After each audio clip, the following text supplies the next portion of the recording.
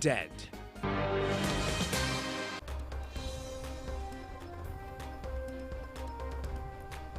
Now on to those and more stories in detail on today's top story. Bilateral talks between President Kumar Dissanayake and Indian Prime Minister Narendra Modi was held today at the Hyderabad Palace in New Delhi.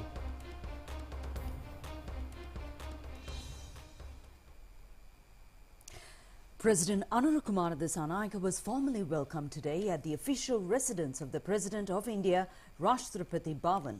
The ceremonial reception began the President Dissanayake being escorted to the Rashtrapati Bhavan by a horseback parade. He was warmly greeted by the Indian President Draupadi Murmu and Prime Minister Narendra Modi. The event included a 21-gun salute, marking the occasion with full state honours. Following the formalities, President Dissanayake inspected a guard of honour presented by the Indian Army Forces.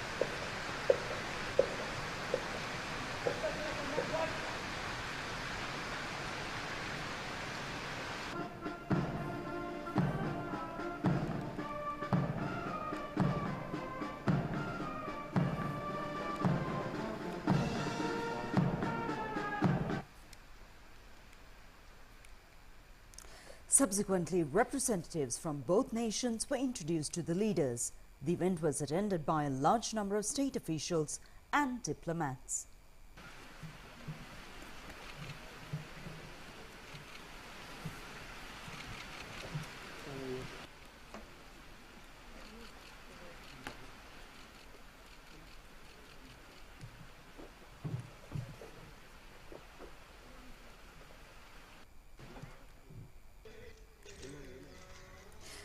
After the reception, President Dissanayake visited the Mahatma Gandhi Memorial at the Rajghat to pay his respects. To commemorate his first official overseas visit, he planted an Ashoka tree at the Gandhi Darshan premises near the Rajghat and signed the guest book. The officials' meeting between President Kumar Dissanayake and Indian Prime Minister Narendra Modi was held later. The Indian Premier warmly welcomed the Sri Lankan President. Later, the two leaders joined the bilateral talks.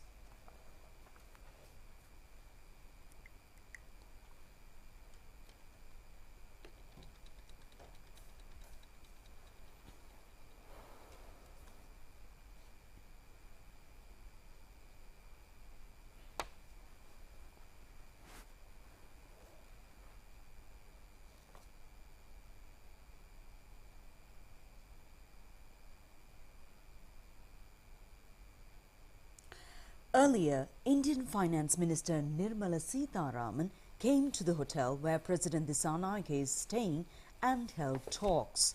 They focused attention on the enhancement of Indo-Sri Lanka economic cooperation, attracting more Indian tourists to Sri Lanka, agricultural modernization and development of digital infrastructure facilities were the topics they discussed.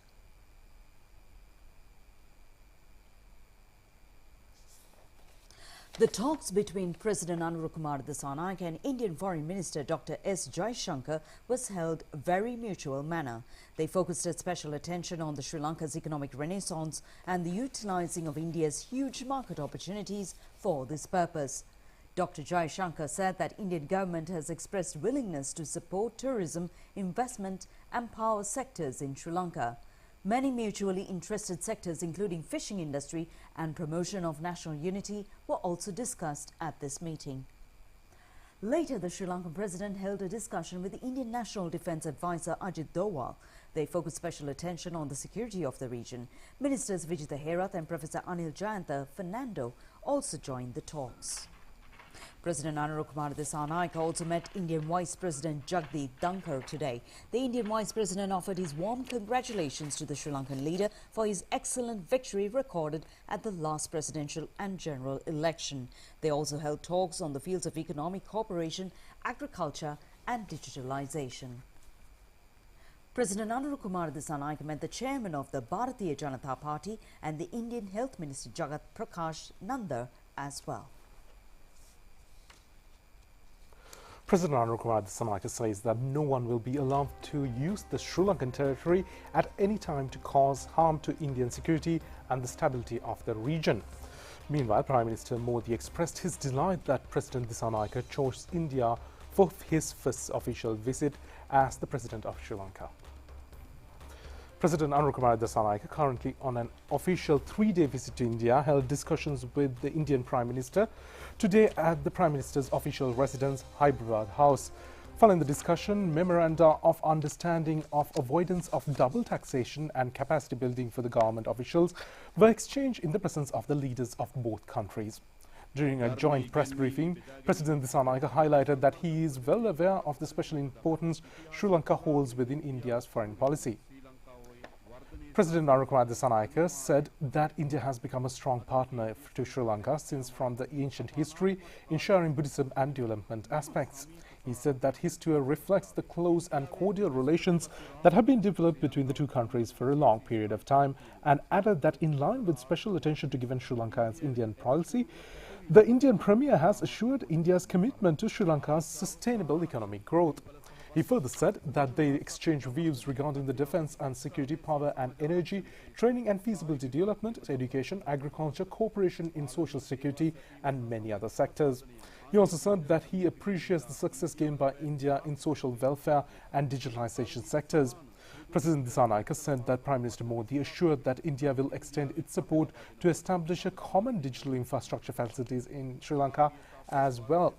He said that Sri Lanka will always commend India's role as a leading state in the global south with the framework of regional and multilateral cooperation, and expressed Sri Lanka's willingness to become a member state of the BRIC organization. He added that Sri Lanka expects India to support for this purpose and said that Sri Lanka also expresses its satisfaction towards the recently held 6th Joint Active Group meeting on the fishing activities. He said that they also focused attention on addressing the problems of the fishermen between the two countries and expressed the need to have a mutual access for these matters, saying that he assured that Sri Lankan Indian leader that the Sri Lankan territory will never be utilized for any manner that is harmful to the security of India and affect the stability of the region. The President stressed that he has no doubt on the growing relations between the two countries in the coming years and said that Sri Lanka gives top priority to enhance and widen the cooperation within India continuously.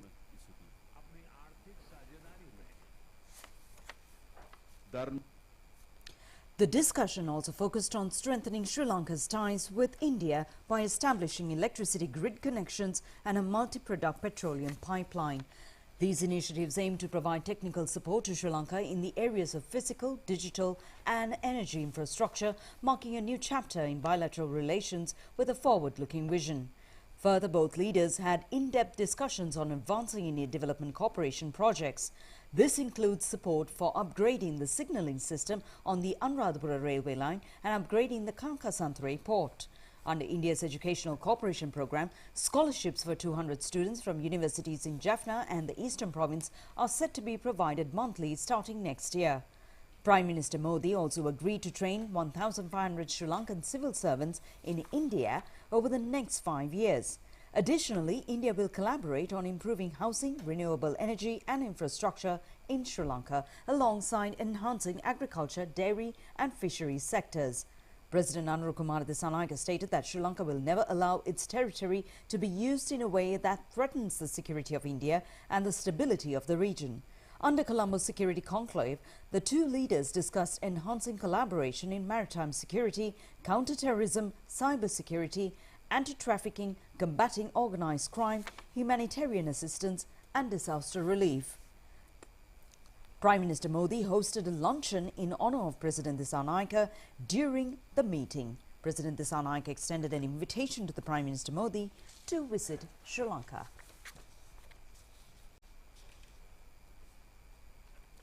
The Indian Foreign Secretary Vikram Mishra conducted a media briefing detailing today's official engagements of Sri Lankan President Kumar Dissanayake at the Ministry of External Affairs in India today. The President of Sri Lanka, His Excellency Anura Kumara Dissanayake, is in India on a state visit. It's a 3-day visit. It began yesterday when he arrived here in the evening. He's accompanied by Foreign Minister Vijitha Herath and the Deputy Minister for Economic Development, Anil Jayanta Fernando. Yesterday, on arrival, shortly after he arrived in New Delhi, the External Affairs Minister, Dr. S. Jaishankar, called on the President. Subsequently, the National Security Advisor, Shri Ajit Doval, and Finance Minister, Srimati Nirmala Sitharaman, also called on the President. This morning, the official engagements began with ceremonial welcome in the forecourt of Rashtrapati Bhavan by the Honorable President and the Prime Minister. Subsequently, the President went to Rajghat to pay homage to Mahatma Gandhi, and this was followed by the talks in Hyderabad House between the President and Prime Minister. There were a session of restricted talks and then delegation level talks. The Vice President called on the President. Business meeting going on. The President Dissanayake is interacting with Indian CEOs in the sectors of IT, startup ecosystem, renewable energy, agriculture, textiles. President Dissanayake is going on a brief visit to Bodh Gaya, and he will return to Sri Lanka later in the evening tomorrow. You would be aware that this is President Dissanayake's first bilateral visit in this capacity after assuming the presidency, and the fact that he has chosen India to be his first foreign destination after assuming office as president in itself demonstrates the importance that Sri Lanka attaches to the bilateral relationship with India. As you all know, Sri Lanka is also India's closest maritime neighbor and has been an integral part of India's neighborhood first policy and India's vision saga. The two countries are civilizational partners with a unique friendship, and India has time and again demonstrated that it is a dependable partner and a reliable friend for Sri Lanka. Whether it is disasters, mishaps at sea, COVID pandemic, or indeed the very serious economic crisis that confronted Sri Lanka just a couple of years ago, India has been present in the role of a first responder. Our support has been timely, swift, and most importantly, unconditional, underlining our position as a responsible and friendly neighbor of Sri Lanka. President Dissanayake, in fact, acknowledged the same during the discussions today with the Prime Minister, and thanked Prime Minister for India's support, especially the crucial assistance in the form of nearly $4 billion in various kinds of aid in 2022 and 2023, which helped stabilize the Sri Lankan economy at a critical juncture. India remains involved in this financial stabilization effort for Sri Lanka. In the meantime, the Colombo Stock Exchange witnessed a historic trading session today, with all-share price index crossing the 14,500 mark for the first time. The ASPI surged by 295.10 points, closing at 14,544 cents, reflecting a 2.08% increase compared to the previous day. Similarly, the S&P SL20 index climbed by an impressive 105.37 points, or 2.48%, to close at 4,349.82. In addition to the strong index performance, the CSE recorded an exceptional turnover of 8.27 billion rupees. The daily turnover has been recorded at 8.27 billion rupees, and the total trade of the day has exceeded 211 million. Appointing new Speaker for the vacancy erupted due to the resignation of former Speaker Ashoka Ranwala is to be held in Parliament tomorrow. A party leaders' meeting was held at the Parliament complex this afternoon with regard to the agenda of Parliament, which will convene tomorrow. Accordingly, 5 new parliamentarians are to be sworn in as MPs. Later, the new Speaker will be appointed. Minister Bimal Ratnayaka said that 5 new members of Parliament are due to take their oath tomorrow, and the new Speaker will also be elected. He added that this has to be done in accordance with the clause 64(3) of the Constitution and standing orders of number 2 and 4 of the Parliament. Minister Dr. Nalinda Jayatissa, replying to a query whether the Speaker would be elected by a confidential vote, will be conducted since there are several nominees. He also said that proposal from the government will be decided on the condition whether the opposition will propose a name or not for the post of Speaker. Replying to another question posed by a journalist, the minister added that the opposition also has the democratic right to propose a name of their nominee for the post of Speaker. Minister of Justice and National Integration, the Attorney at Law Harshan Nanakar today filed a complaint to the Criminal Investigation Department. The reason for the complaint has been the misuse of the name of the minister in the parliamentary website.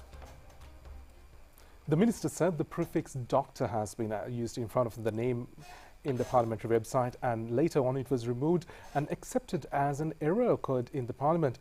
Despite that, the minister forwarded the complaint stating that he had been produced through various parties.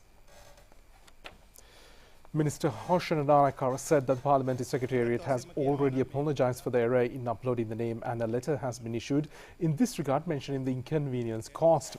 The minister also said the media campaign causing personal damages to his political career, which would breach the credibility during the last few days. He added that he has never used the prefix doctor in his name during a career spanning 25 years as an attorney at law. He pointed out that there is a justifiable doubt whether the fraudulent data has been included in order to cause damage to his credibility. He added that it has been investigated as to how the error took place. යම් අයෙක් මාව අපකීර්තියට පත් කරන්න එම නැත්නම් මගේ දේශපාලන ව්‍යාපාරයේ කෙරෙහි තියෙන විශ්වසනීයත්වය බිඳවන්නට ව්‍යාජ දත්ත ඇතුළත් කිරීමක් කළාදයි සාධාරණ සැකයක් ඕන කෙනෙක්ට මතුවෙනවා. මේක කිසිසේත්ම පුද්ගලයෙක් ඉලක්ක කරගෙන කරනවා නොව හුදෙක්ම මේ වැරදි ක්‍රියාව සිදු වූයේ කෙසේද යන්න සොයා බැලීම වටිනවා. Minister of Energy Kumara Jayakodi also filed a complaint to the Computer Fraud Investigation Unit today regarding allegations that the minister is not a university graduate. Minister of Energy Engineer Kumar Jayakodi said there has been a slanders across media stating that he does not possess a university degree. He said that he produced his degree certificate and is not in the habit of doing fraud.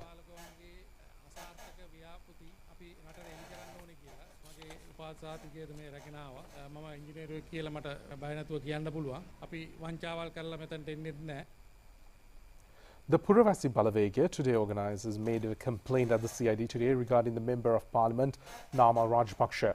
The president of the Puravasi Balavege organization, Kamantha Tushara, said that the person stands to witness the fact that Nama Rajpaksha appeared for the examination with the support of 2 attorneys at law in a separate room for the bar exam. He requested that an investigation be conducted regarding the complaint. Sri Lanka Customs says that people should not have any fear regarding the imported rice. Following the shortage of rice, a gazette notification was issued on the 4th of this month giving permission to businessmen to import rice.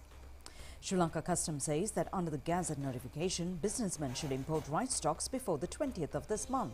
Accordingly, 4,800 metric tons of rice has been imported by this morning. There are 3,000 metric tons of Nadu variety and 1,800 metric tons of raw rice amongst these stocks imported from India. These rice stocks have already been released from the customs. Meanwhile, the custom has taken measures to re-export an imported rice stock which is not suitable for human consumption. 2 containers of rice will be re-exported since the rice is infested with weevils. Additional Director of General of Customs Sivali Arugoda said that in import of rice, the rice stocks are properly checked whether they are suitable for human consumption.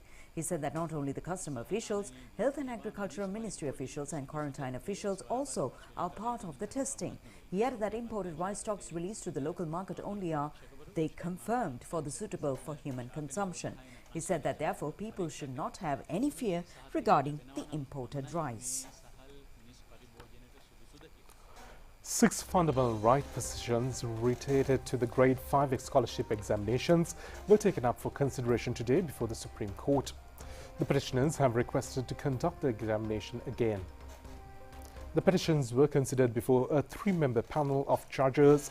Appearing for the petitioners, President's Counsel Salia Piri said that the Controversial Intellectuals Committee report give marks to the relevant three questions have been prepared without considering the entire marking scheme.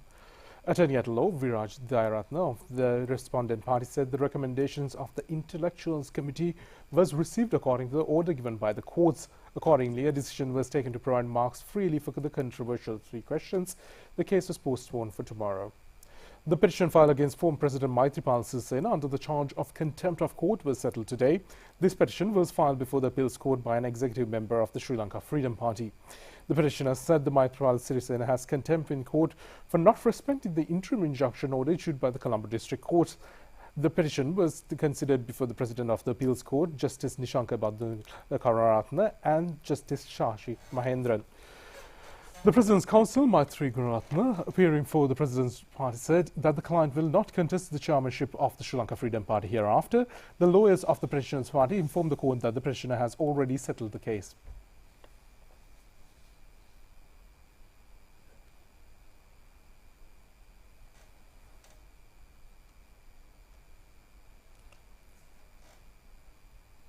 Owner of the Gaul Marvels in Indian national team, Prem Thakkar, who was charged under the match fixing in Indian T10 cricket tournament, was further remanded today when the case was summoned today before the Colombo Chief Magistrate Thilina Gamage.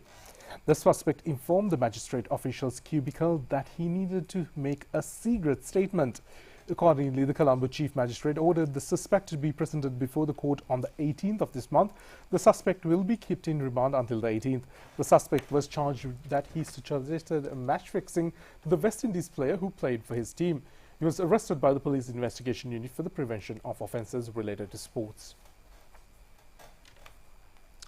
The swine flu industry is facing a collapse due to an African virus infection since a period of 1 year. According to the Deputy Minister of Agriculture and Livestock, Namal Karunaratne says that steps would have to be taken in order to uplift the swine industry in the future after conducting discussions with the relevant authorities. Deputy Minister Namal Karunaratne said that a decision has been taken to intensify the process of disinfection by providing assistance to the farmers in order to start the industry afresh. He added that a cabinet paper has already been prepared to be presented to the cabinet. He also said that a concessionary methodology along with a loan facility would be provided to the farmers in order to start the industry. He also pointed out that the information has been received regarding the storage of pork of dead infected animals. Deputy Minister also said that proper investigations have to be conducted along with scientific data in this regard, and steps have to be taken to destroy the remains of the dead animals in storages. Muthuhara Abhiman 2024 concert organised by the Rupavahini Muthuhara Children's Society in Vadua was held recently at the main hall of the Vadua Central School. The chief guest was the Minister of Health and Mass Media, Dr. Nalinda Jatisa. Rupavahini Muthuhara program is the oldest children program in the island. It has a history of 42 years. The artistic talent of children of the 2616 Vadua Muthuhara Children's Society were exhibited in the concert. The 2024 concert was organized in order to bring forth the talents of this year under the patronage of Venerable Emily Anandavashasthera. The concert ceremony was held with the participation of large number of people, representatives, security officials and the director of the Muthuhara program of the SLRC, Udanta Kamal Gunanthilaka. The chief guest, Health and Mass Media Minister Dr. Nalinda Jatisa, addressing the function, said that steps will be taken to convert the national channel to rank of the foremost media channel of the country. Minister said that the minister has been a member of the Muthuhara Children's Society, which has situated in temple in Agalavatta about 3.5 decades earlier.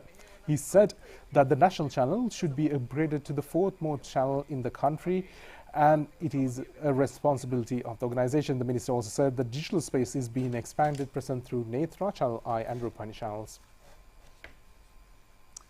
The Meteorology Department informs the naval and fishery community to be on alert regarding the communiques issued for the coming days. The low-pressure area developed in the Bay of Bengal region has been cited as the reason. Meteorologist on duty of the Met Department, Ajit Vijayamana, said that a low-pressure condition is being created in the southeast area of Bay of Bengal. He requested the naval and fisheries community to take note of the communiques issued by the Met Department whenever they engage in naval and fishing activities in the Bay of Bengal area. He also requested the general public of the north and eastern provinces to pay attention to the communiques of the Department of Meteorology. 4 sluice gates of the Rajangane Reservoir have been opened due to rain.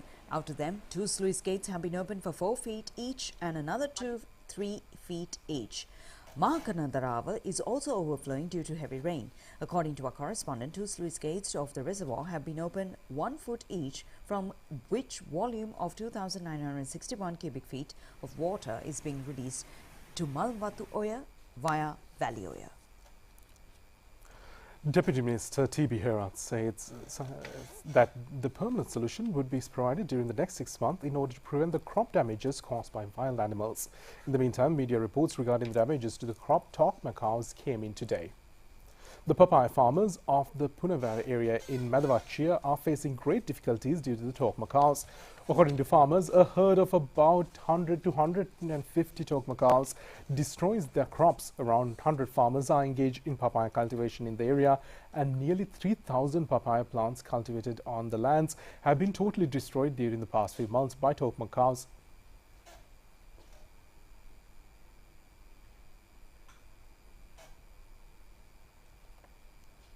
A huge herd of talc macaws can be seen around the Haggal National Park. The local and foreign tourists who are visiting the area, along with traders, are facing immense difficulties due to them. According to traders, herd of talc macaws either destroy the goods in their shops or take them away. They also are in the habit of snatching various items carried by tourists, apart from causing damages to vehicles. In the meantime, the wildlife officials of the Ganayala Polar took steps to release a herd of wild elephants which frequented the Koggala area in the Kalawava National Park in the operations conducted in dawn yesterday. A herd of about 50 wild elephants entered the paddy field and destroyed the paddy crop, causing severe damages. Later, operation was conducted on the evening of the 14th of this month to chase away the herd with the help of the Kakirawa police by the wildlife officials. The operation was unsuccessful as certain people prevented the transfer of elephants since their route was through the paddy fields. Our correspondent reported that the herd of wild elephants can be reached the Kalawava National Park by dawn yesterday.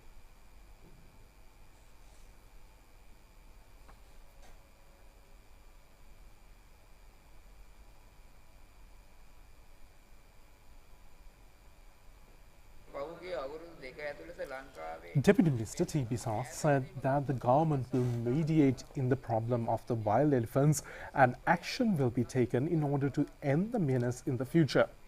He added that steps will also be taken to end the threat from the other wild animals in the coming 6 months. Relatives of family of Major General Janaka Pereira allege that Kelia Rambukwella is involved in the killing of a Major General Janaka Pereira and the 31 others in a bomb attack. They tendered a complaint today to the Public Relations Division of the President today. Major General Janaka Pereira and the others were assassinated on the 6th of September 2008 in a bomb attack during the opening of a party office in Anuradhapura. It has been confirmed during investigation that the LTTE organization had carried out the assassination. The Government Information Department states a news about granting underheading of the presidential offering is spreading through social media at present. The Information Department informs the public that this news is totally false. Issuing a communique, the Government Information Department says that the government has taken such a decision regarding such a program. It would be informed to the public and mass media press briefings organized from the cabinet decisions about 8. This is accepted system for inform the government decisions of the media and public. The Government Information Department requests social media activists to prevent the form of such spreading of fake news items. The government informs the public that they should not accept or exchange such baseless and fake news items. Minister Dr. Nalinda Jayantissa says the main aim of the Ministry of Health is to provide 3 portion food substitute continuously, which is of highest nutritional value to infants and mothers of this country. He made this observation during a meeting held between the local representatives of the World Food Programme and the management of Sri Lanka 3 portion company. The meeting was attended by local director of the World Food Programme, Abdul Rahim Siddiq, and other officials. Extensive talks have been conducted in order to implement the programme to provide 3 portion supplementary food for infants and pregnant mothers and mothers with newborn babies effectively. The Minister commended the projects carried out in order to upgrade the nutritional level of infants, mothers and school children of this country. The necessity of a proper mechanism in order to assure food security and quality under the patronage of the Ministry of Health was also discussed, and the representatives detailed the minister during the discussion about a food programme due to be implemented targeting school children of the country. Now a look at few local items in brief. A 17-year-old girl was killed in a road accident which occurred this morning in the William Gopal Avenue in Kandy. The accident occurred when a motorbike collided with a private bus. 2 persons were injured by a shooting incident which occurred in Balibul area in Mitigoda, Ambalangoda. Police said that this shooting occurred due to the private dispute, and the victims have been identified as a father and daughter. They were admitted to Balapatiya Base Hospital. The gunman has fled and the police are conducting investigations to nab the person. A van met with an accident last night in Ilakambura area along the Laggala Riverstone Road, killing 1 person and injuring 7 others. The van had fallen into a precipice about 100 feet. Our correspondent said that the injured were admitted to the Laggala Regional Hospital. New chairman and 6 new members of the Director Board of the National Library and Documentation Service Board assumed their duties today. Dr. Ratnashri Vijay has been appointed as the chairman, and he is the 20th chairman of the board. Minister Hindumal Sunil Ifsevi have distributed the appointment letters. We'll be back with foreign news after a short break.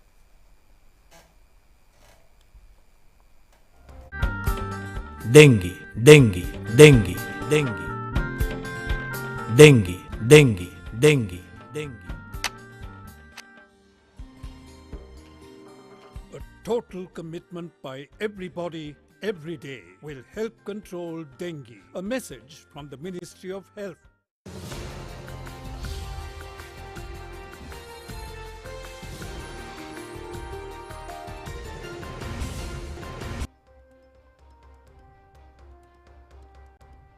Now to foreign news. The authorities reported that a powerful cyclone hit the French Indian Ocean territory Mayotte yesterday. Officials stated that Cyclone Chido caused major damage to Mayotte airport, cut off electricity, water and communication links. Cyclone Chido, a Category 4 storm, tore through the southern Indian Ocean over the weekend, impacting northern Madagascar before rapidly intensifying and slamming Mayotte with winds about 225 km per hour. The French Interior Minister confirmed at least 11 deaths and more than 250 injuries earlier yesterday, but said that was expected to increase substantially. Mayotte is one of the poorest parts of France, with many of the 300,000 population living in underdeveloped housing areas.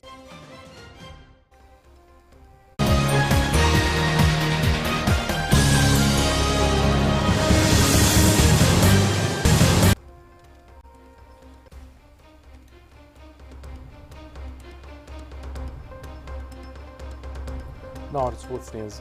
The Sri Lankan team tasted defeat in the second match played today in the Under-19 Asia Cup T20 Women's Cricket Tournament.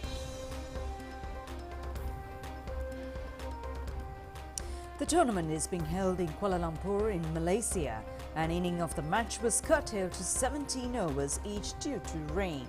Batting first, the Bangladesh women's team scored 122 runs, losing 9 wickets. Sadia Akhtar scored 31 runs, while bowling Rashmika Sewandi captured 4 wickets. In reply, Sri Lanka team was able to score only 94 runs at the end of their 17 overs.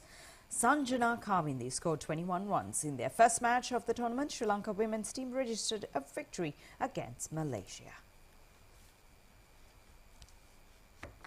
That's it for tonight's English News telecast. Thank you for joining us. Good night.